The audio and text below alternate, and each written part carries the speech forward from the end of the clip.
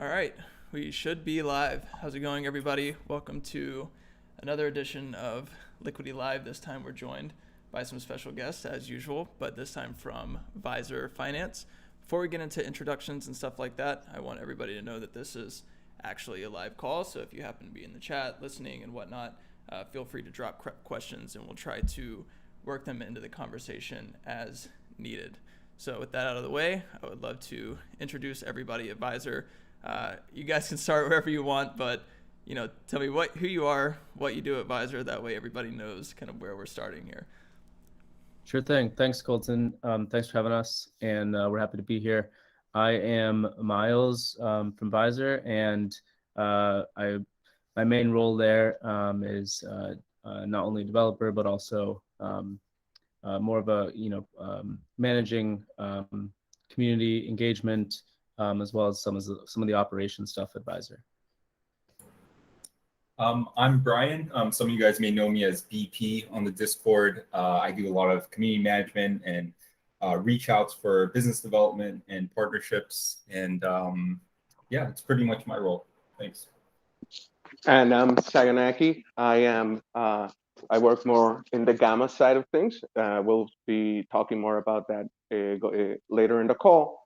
And I spend a lot of time thinking about liquidity provision strategies and all of that fun stuff. Awesome. And thanks again for joining. And for everybody who's not super familiar with Visor, it's at a really high level. It's a liquidity management protocol built on top of Uniswap V3.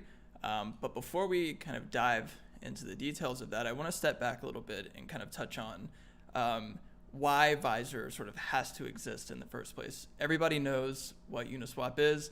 They basically know how it works, but I don't think everybody is like privy to the nuances of or the changes that were made from Uniswap V2 to Uniswap V3. And so we can kind of tackle this however you guys find is best. I'll defer to the experts here, but can we get like a general overview of what happened during the switch from Uniswap V2 and Uniswap V3, and then where Visor sort of fits into that new framework? Sure, yeah. So Uniswap V2, everyone knows it's very easy to deploy liquidity there. When you deploy liquidity, you have to have a ratio of 50-50% of the assets on either side, and the price range is always infinite, or 0 to then infinite, and so that's the price range. So then, when Uniswap announced V3 and their design schematics in May of this year, it was a big change because now you can set your liquidity provision between a specified price range, and this makes it much more capital efficient for providing liquidity, but it also makes it much more complex because you have to choose which price range you're going to add liquidity to, and if the price goes outside of the range that you've added liquidity to, you then have to basically burn your position. So you have to withdraw your assets, and then you have to make a new one. And by making a new one, you have to mint this NFT, which is on mainnet very expensive. So the pros are capital efficiency for sure, but the cons are complexity and having to take time to manage this, and also the cost. Perfect. Yeah, I guess I would. Oh, go ahead, Brian. Oh yeah, I would just add on to that is like Miles was mentioning capital efficiency, and pretty much what this means is with a lesser amount of liquidity that you would have on Uniswap V2, you could have the same amount of slippage or even less. And so that makes it a lot more appealing for protocols to start managing their own liquidity because, the liquidity threshold is not as high. And by providing liquidity themselves, they'd be able to earn, yield on their concentrated liquidity position. So it's less liquidity required, plus the potential to also earn yield. Yeah, that's perfect. And I think like the other interesting thing is like whenever we look back at Uniswap V2 LPs, most people, there's a few exceptions here, like we don't have to get into the nuances of like MEV and stuff like that, But most people, if you were deploying liquidity to a Uniswap V2 pool, everybody was mostly on an even playing field. But that's like no longer true, I guess, in Uniswap V3. So can we touch on a little bit just how much more can somebody, using an active LP strategy on Uniswap V3, how can they outperform, or how much more can they outperform somebody who's just passively deploying liquidity in the whole price range? So if you were going to look at what a passive LP would be on Uniswap V3, it would pretty much be setting the widest range for whatever interval you think the price is going to stay within. And so given the volatility of crypto, you would have to set if you didn't want to spend and you didn't want to reset, let's say over 6 months, then you're probably setting ranges of something like $1,000 to $10,000 on ETH on the price. Like let's say the pair is ETH USDC. So that it's great that you can do that, but you're missing out on a lot of the capital efficiency. And therefore, when you have increased capital efficiency by tightening the ranges as much as possible, you're also getting a larger amount of the fees for all the trades that go through the liquidity. So you're missing out on all of those fees by setting that range, by being a passive LP on Uniswap V3. When you can be active and you have a strategy that can be deployed to, let's say, auto rebalance when you set a threshold of a percentage above and below the current price, then and let's say you can also set an interval of for mainnet, you may want to set it daily, but on Polygon and Arbitrum and Optimism, you can begin to set that every 5 minutes if you want. So when you have a strategy that you can deploy to tighten this range, you can increase the capital efficiency 20 to 40 times X what you could if you were just passive, and therefore you're making 20 to 40 times X the fees as well. That's actually pretty amazing. Like the ability to not only deploy or not only make outsized gains by being an active LP, you can use less capital to do it, especially relative to like a passive LP using the whole range. I think that's really fascinating. I'm sure you guys see all kinds of stuff going on in Uniswap V3 pools that you can learn from and like take notes from. So I'm sure, honestly, I'm sure we're really only in the early stages of what's possible using concentrated, liquidity on Uniswap V3. So I'm excited over the next, like year or two or whatever to see how that develops. So with that said, it becomes obvious like where a service like Visor would come in handy, or an active liquidity management strategy would come in handy. So it seems like the perfect time to introduce Visor and, really go into depth about what it is and how it works. So I'll let you guys start wherever the best place to start is, and then we'll take it from there. Okay. So so with that said about, an active LP versus a passive LP on Uniswap V3, there are two groups of people or entities that can take advantage of this active LP mechanism or service. And the first one is retail or DeFi participant LPs that are looking for the high fees, the APR that a strategy provides, and maybe taking assets that otherwise would not be staked anywhere, or returning any yield. Maybe you have a long tail asset that's not on Aave or Compound, and so all you can do is just hold that. You can begin to get APR on any of these assets that are in Uniswap V3 that we have a position for. And so it opens up a lot of possibilities for just any DeFi participant. And so the second group are projects that have a lot of their native token, they have treasuries, and they want to be able to provide low slippage for buys and sells and for their token, and they need an active manager to maintain low slippage, because just like in the retail LPs that are looking for high fees, and that comes from being able to concentrate the liquidity and continuously concentrate the liquidity so that there are high fees. That same exact mechanism of maintaining tight ranges, but for a different goal, exists for the projects. And some people may say, well, or some projects may say, we want low slippage on buys, but why would we want low slippage on? Projects may say we want low slippage on sells, but why would we want low slippage on buys? Because now you're just maintaining a stable price, it's more difficult for price appreciation. But what we've seen, there's various strategies that we employ on behalf of projects.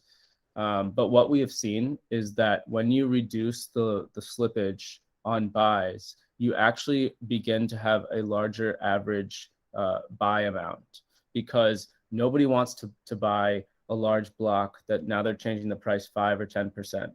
But they will do that because they're trying to accumulate a position if the slippage is less than 1%. So the strategy of active management can be applied to both of these groups, but for very different reasons.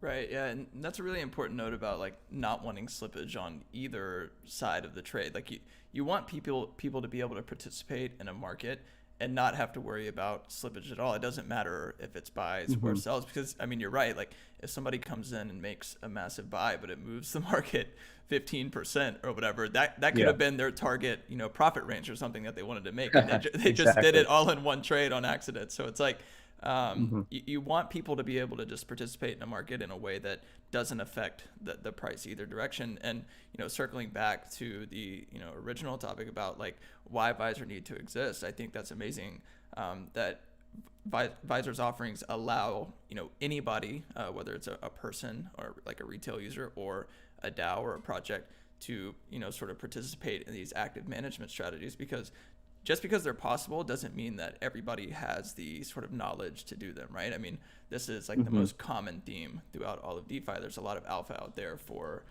power users and people who are really knowledgeable about finance, et cetera.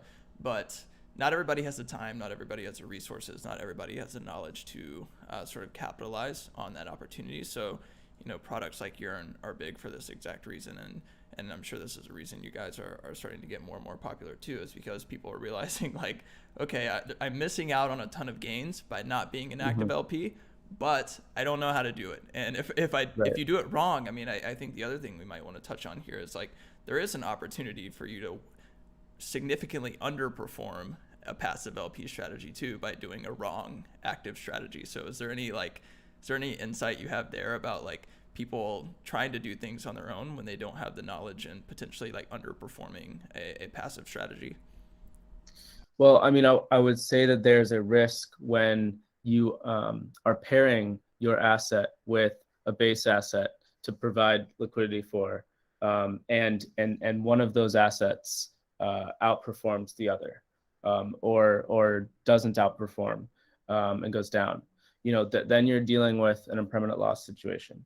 But what's unique about us is that we allow for single-sided asset deposit, which means if you are depositing USDC and into a USDC ETH pair, and ETH goes up, you're looking for yields on USDC, and so when the position goes up, the value of your deposit goes up. And so when you withdraw, you're getting both assets. But if you convert that into USDC, you have now not only earned fees from the position, but you've gained the upside of the other asset. And of course, that's true for the other scenario.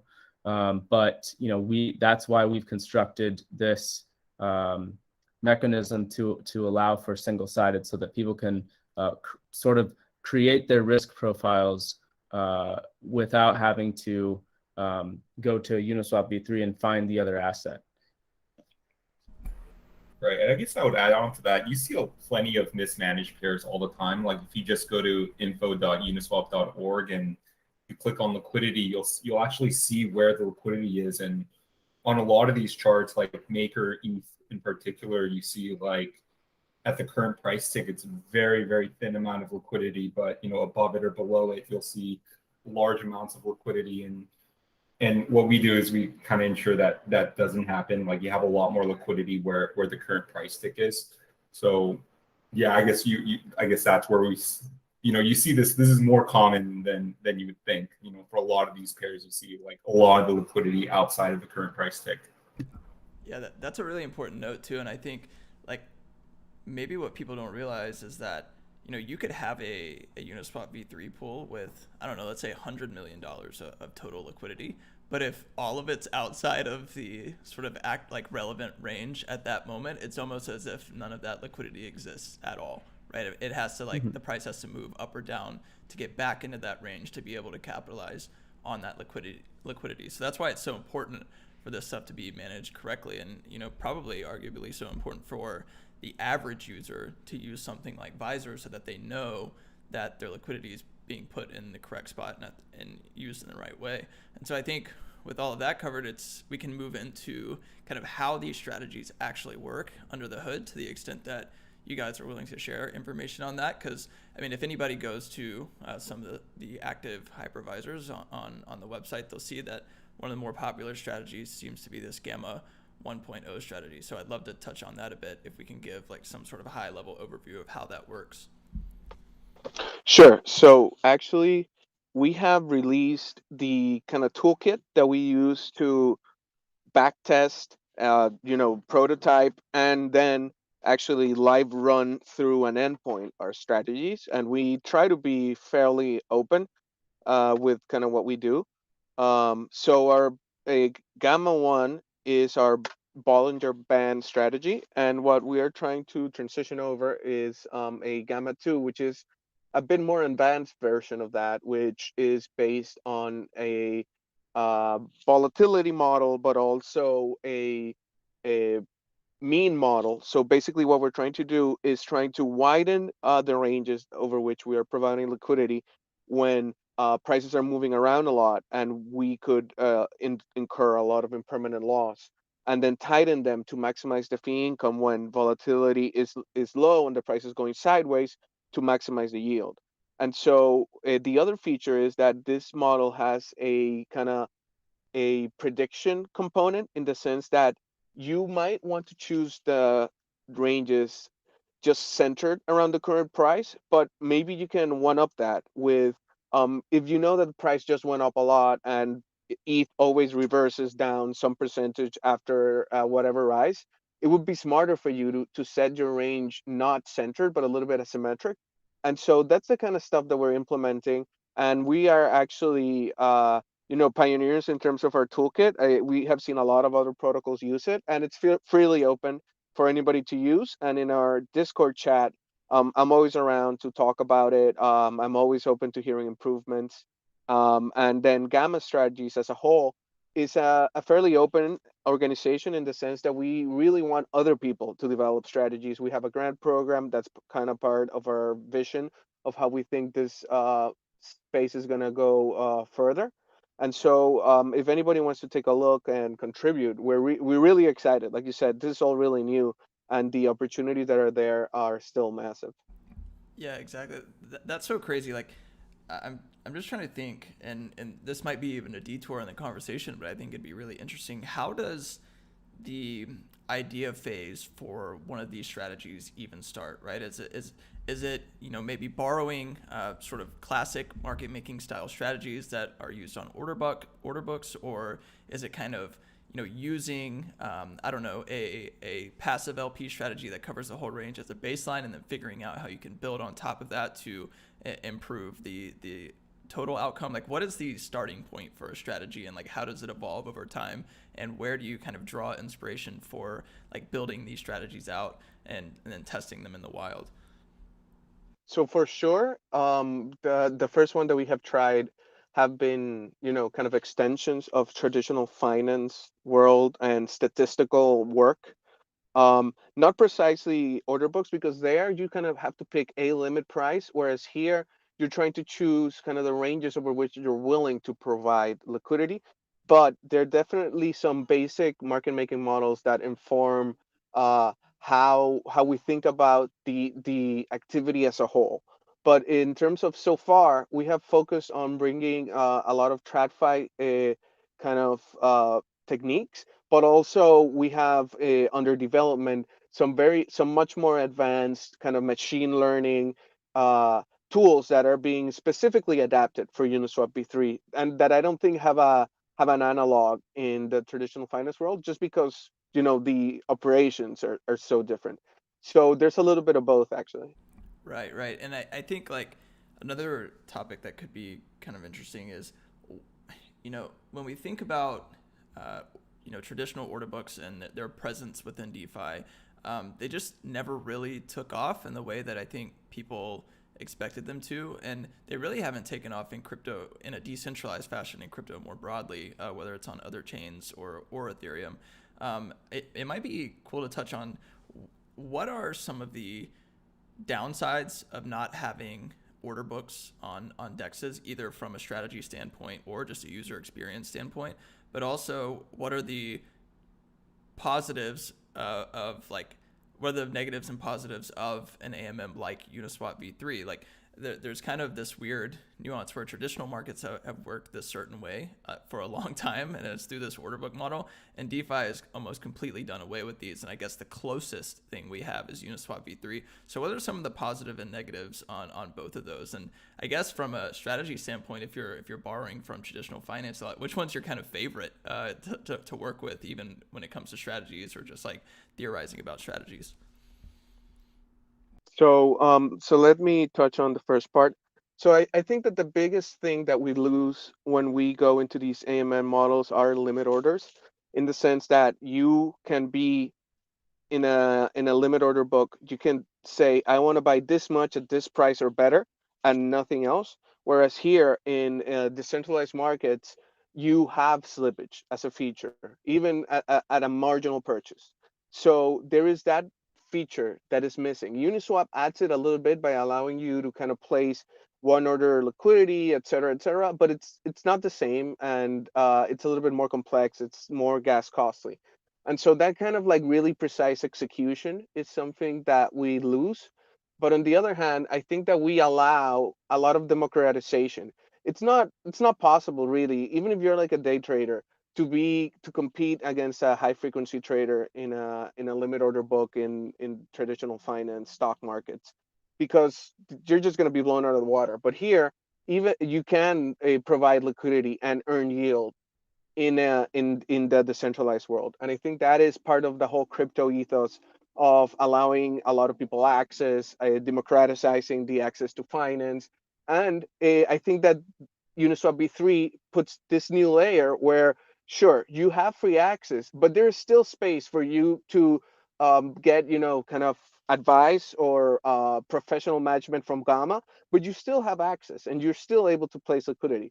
So I think it's an innovation. There is some losses, and there are some protocols that are trying to make some cool things with that to allow for limit orders. But it's a new paradigm, and we're really excited to be part of the lead here. Yeah, and I would add that before Uniswap, there was Ether Delta, DDEX, IDEX, Radar Relay. All of these came years before Uniswap did, and all order book structures. And decentralized order listings, and so that those did not work because it created such a fractured liquidity environment.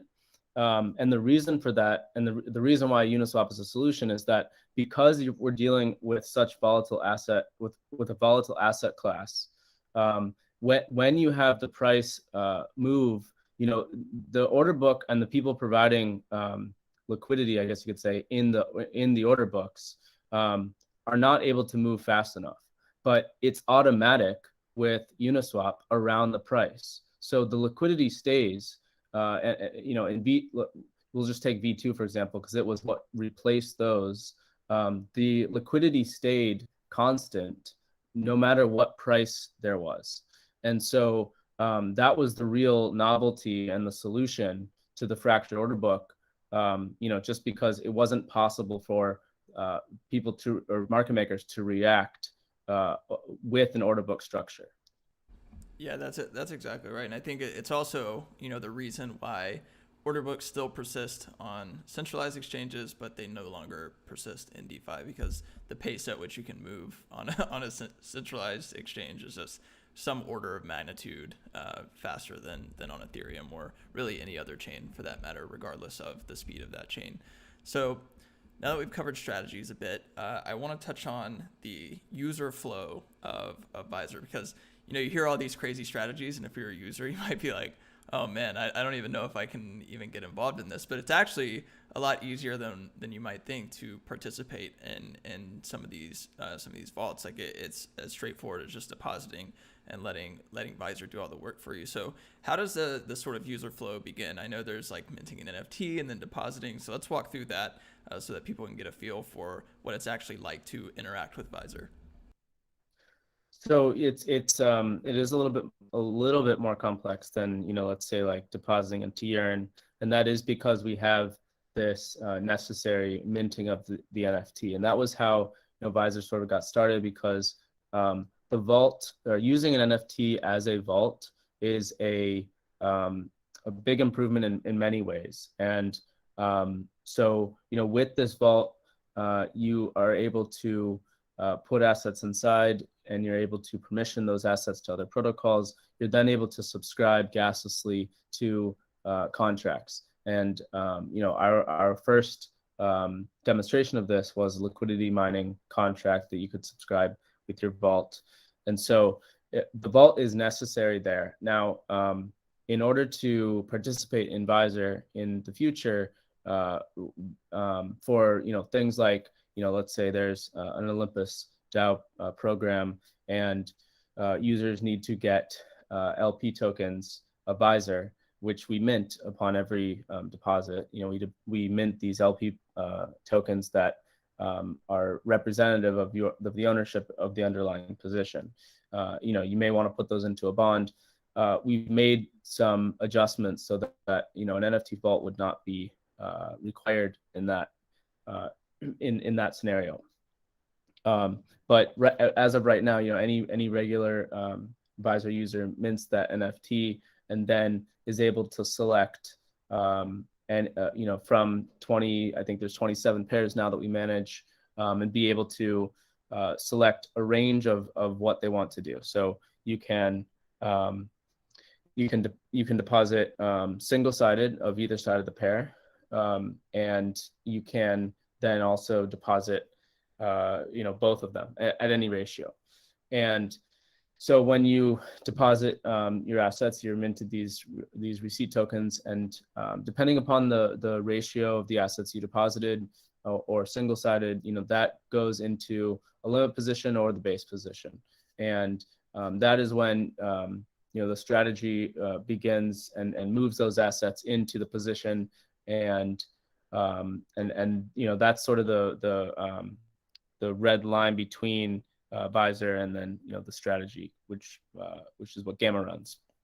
So once you get those receipt tokens into your vault, that's all that you're done. Once you deposit your assets, you're done. But we've tried to make it very transparent on where the position is, the performance of the position. It's only difficult where there's a deposit of a single asset, and trying to measure that within the position, because you're entering the single asset into a position that's made up of a ratio. So that is something we're working on. But basically, you deposit your assets, and then you can see the analytics after that. Then when you want to withdraw, you can use your receipt tokens that are, when you withdraw, burned, and you get the underlying assets in the position. And that's about it. Perfect. And yeah, as an active user myself, I could say that the UX is pretty straightforward. Outside of the NFT thing being relatively new compared to other deposit flows, like that's the only thing that's a bit weird. But there's also these more like granular aspects of the UX that maybe we should touch on too. So in my opinion, that's the APR and then the progressive cap. So maybe we could start with the progressive cap on a vault, sort of why those exist. And, essentially it's a part of the UX because it can stop you from depositing if that cap is met. So what is the sort of purpose of these progressive caps on a vault? How do you guys think about it? How do you guys go about increasing them, et cetera? So the progressive cap is what we call the global cap, which means that we only want to manage a certain percentage of a pair's TVL on Uniswap. So right now that percentage is about 20%. We only want to manage 20% or less, and that is because when you own an entire position or a large amount of a position, you can there can be some economic arbitrage possibilities there. And let's say, especially if you don't own the assets in the position, meaning anybody that deposits the assets into your managed position, they now have these receipt tokens. They technically own the assets in the position, so at any time they can withdraw that. And when you own your own liquidity and when you own the position, you can remove that at any time, and that creates a high slippage environment where you can then alter the price.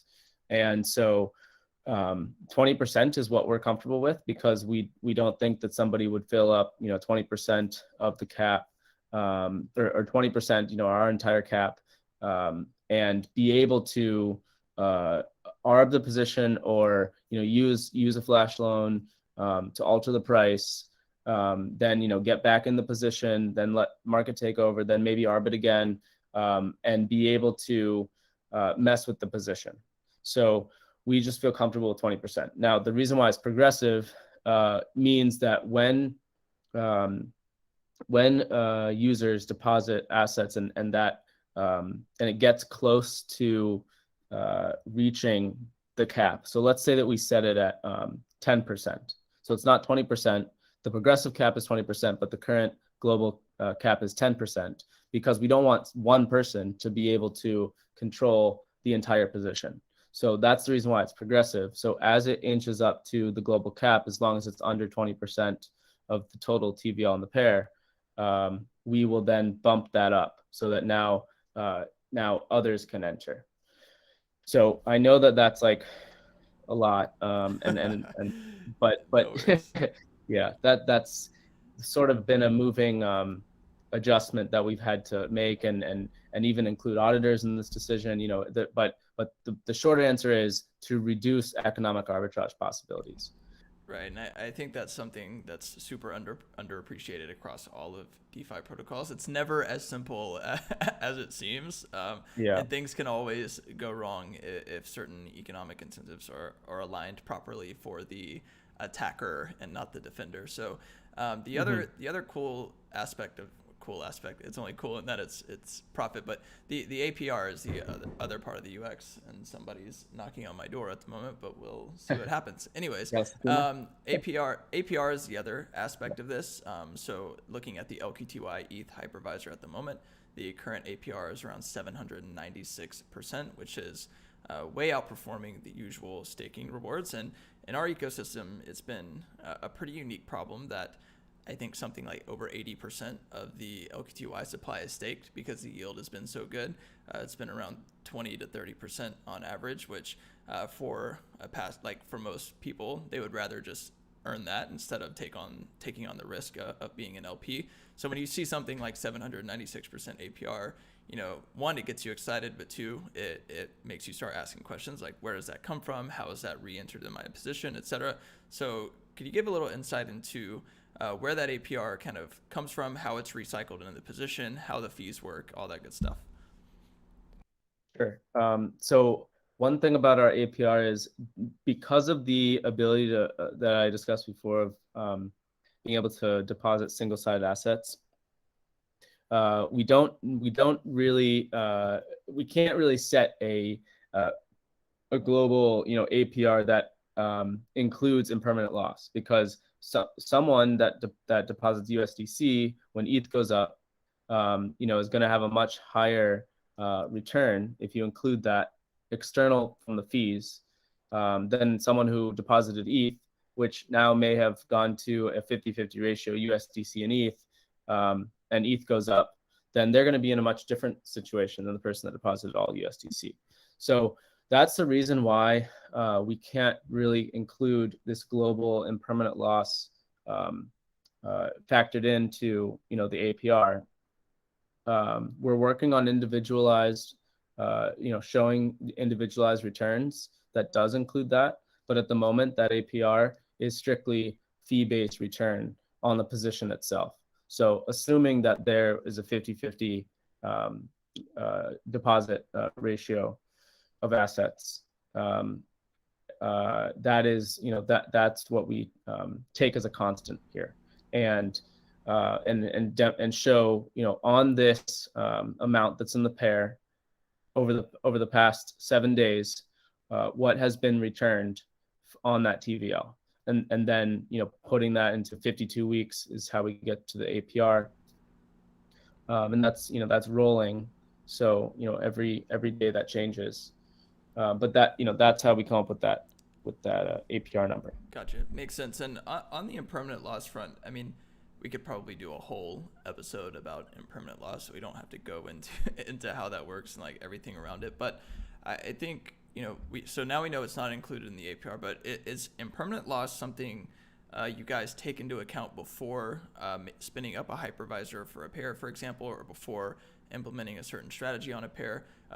What is the, I guess, Visor Finance approach to sort of reducing impermanent loss, or trying to ensure that the capital within a hypervisor isn't super exposed to impermanent loss? Or is there even a way to do that?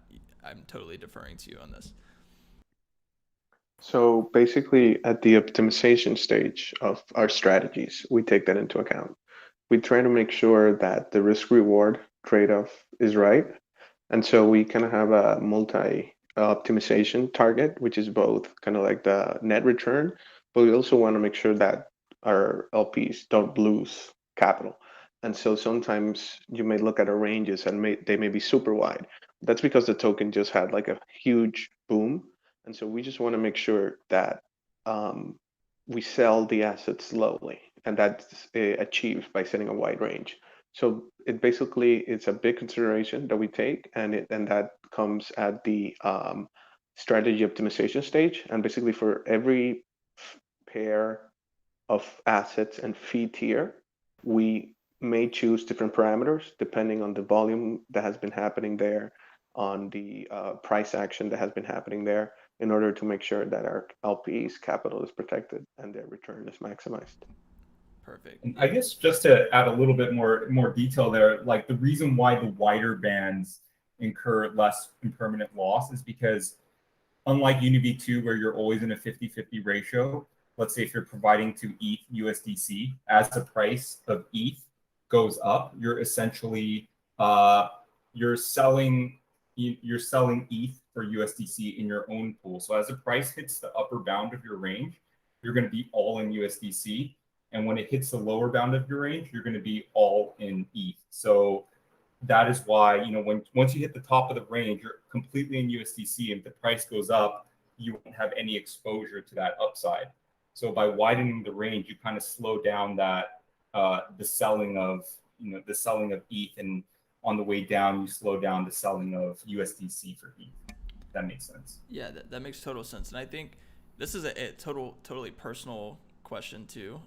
So this is purely in my interest, but what is the most, I'm trying to think of a way to frame it. What pairs are more likely to incur impermanent loss? Is it like a volatile asset with a stable coin? Is it two volatile assets? Or is it just two completely uncorrelated assets? Like, what type of pair is most likely to incur impermanent loss, and like something that maybe inexperienced LPs might want to avoid?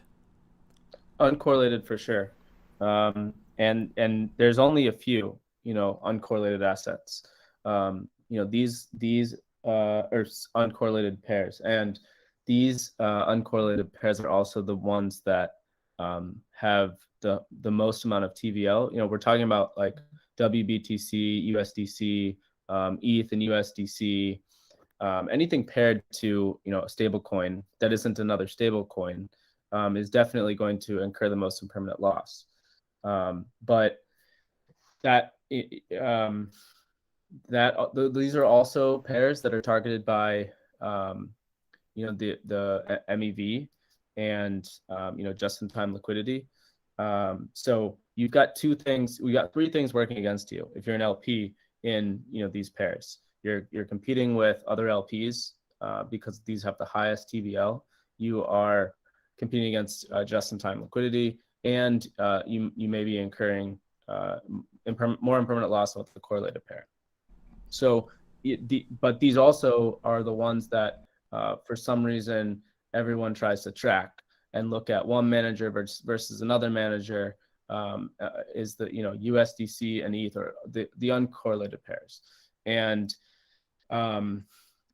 what makes the most sense, if you're a manager managing this pair, it's more about price prediction than anything, because if you can predict price, then you can enter the position as a limit order and be able to then exit that once it moves up, and keep on translating this window so that you're no longer even trying to get fees. You're just simply trying to predict the next movement of price so that you can place all the assets on one side.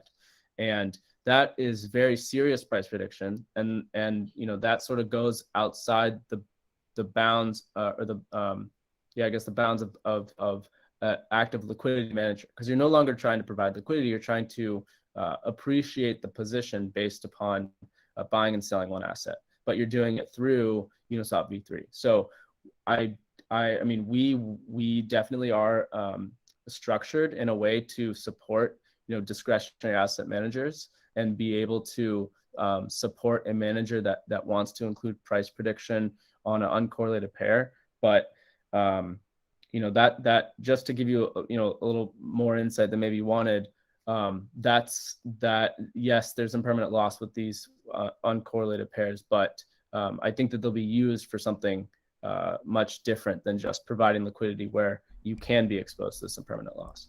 That was the perfect amount of insight and duly noted. So I will be staying far away from those pairs, and I suggest most people maybe do the same for the time being until Visor maybe releases a strategy. Yeah, go ahead. Just to add a little bit more information to that, it really also depends on what asset you're currently holding, because those uncorrelated pairs could actually be pretty good, and you could have impermanent gain. For example, let's say if you're just a stablecoin guy, you like just having stablecoins or just being in USDC, but you just have a view that, okay, maybe ETH is going to go up or WBTC is going to go up. You may deposit just 100% USDC into these vaults and just have a little bit of that access to the upside, and while also earning fees. So it caters to different investors who may have a different risk profile, or also if somebody's completely in ETH and thinks his position in ETH is a little bit too volatile and would like to mitigate that risk, he could provide ETH single-sided to the ETH USDC pool. And let's say if ETH were to drop, like, he'd have more of a buffered loss, as opposed to experiencing the full extent of the ETH drop. So it because we allow for these single-sided orders, single-sided deposits, it just kind of caters to a wider range of risk profiles and different investors. Right. Makes tons of sense. And one thing that I want to touch on before we start running out of time here is, one of the reasons we were excited at Liquity to start working with you guys and get a hypervisor launch specifically for LQTY is because we knew that staking, as I mentioned earlier, was just like this super dominant strategy for LQTY holders, because it's basically this risk-free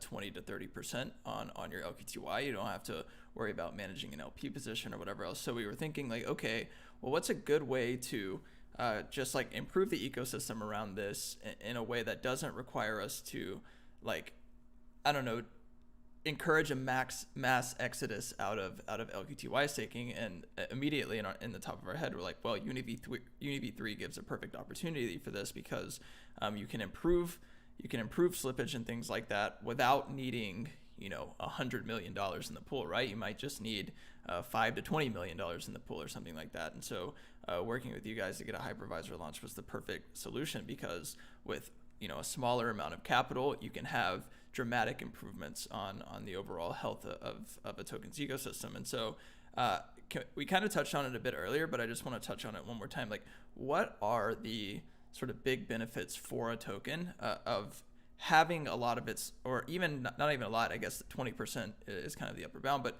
what are the benefits of a token of having 20% of that pool's TVL managed by a hypervisor or managed by Visor itself, like versus, I don't know, some traditional liquidity mining scheme where they, pay a ton of LM rewards and there's, 50 million in a Uniswap V2 pool?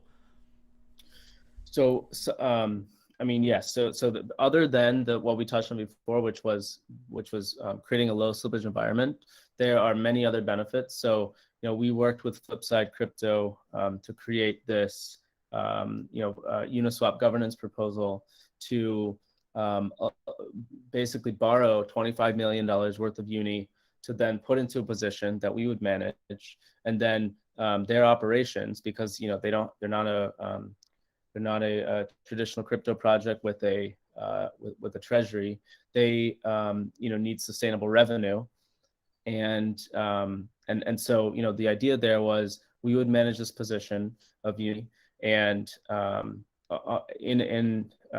in a position, right? So there'd be Uni, and then it would make up a different composition based upon the strategy, but it would be an active position, and all of the fees would then go to to fund their operations so they'd be using fee revenue for their own revenue, not having to sell any Uni, just purely based upon the fees. So we worked through all these simulations and figured out what was the right number, and so that is a huge benefit.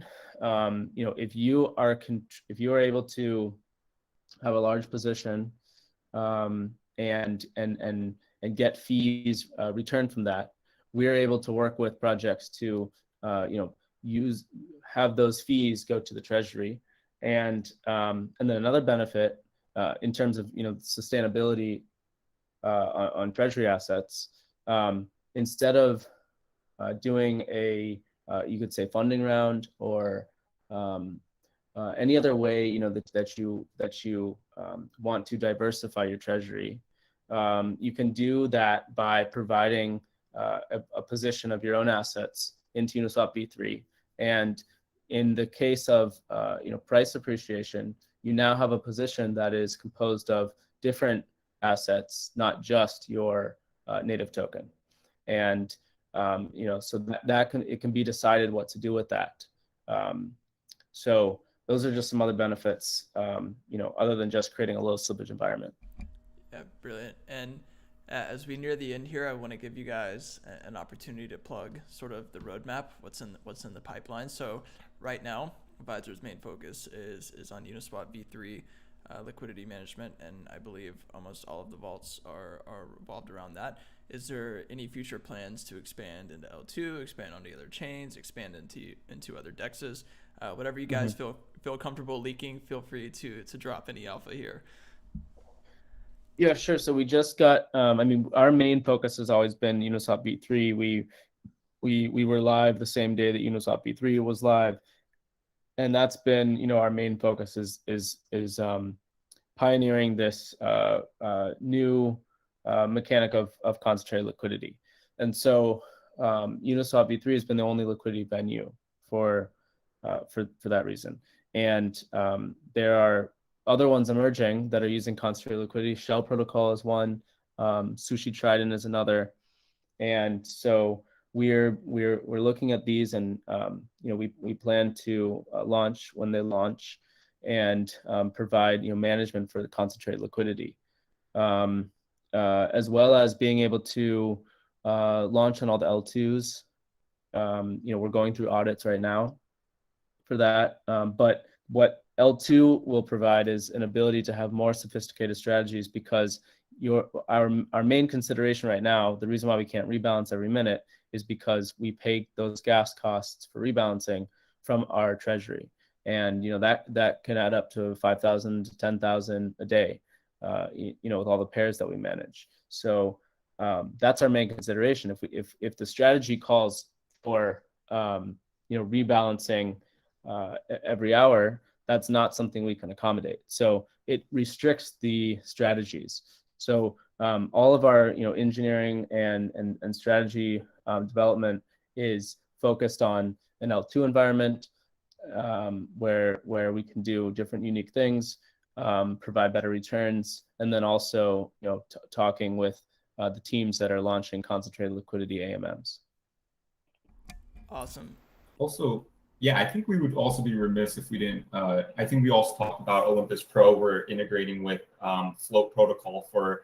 Before Olympus Pro, you were only allowed to bond Uniswap V2 or SushiSwap LP tokens, but now through Visor, you can now bond V3 positions, which makes it a lot more advantageous for these protocols who are looking to buy back their own liquidity. Exactly. Right, and V3 positions of ours, not the NFT, but a Visor position that you're minted these LP tokens, you can then use in a Olympus bond.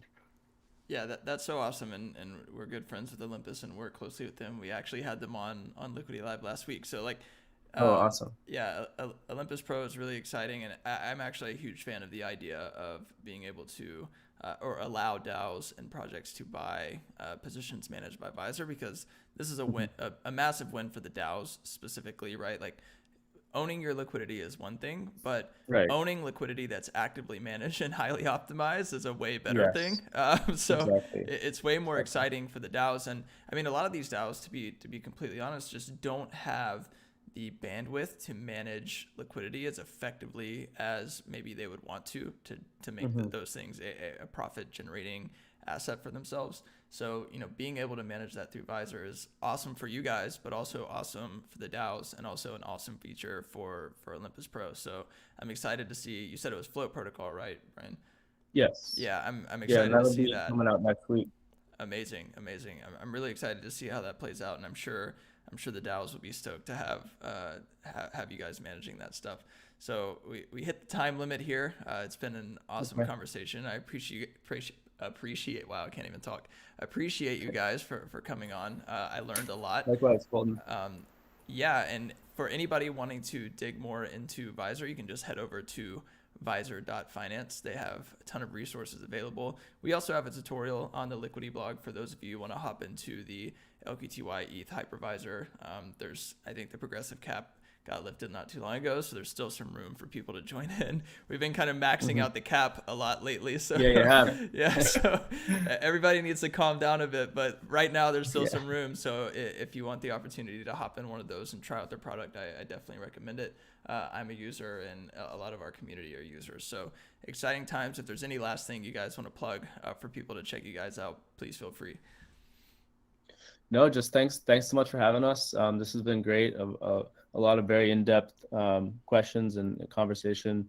Really great work, Golden. Thank you. Awesome, guys. Appreciate it. And thanks everybody for tuning in. Bye-bye. Awesome. Thanks, Golden. Thanks. Bye.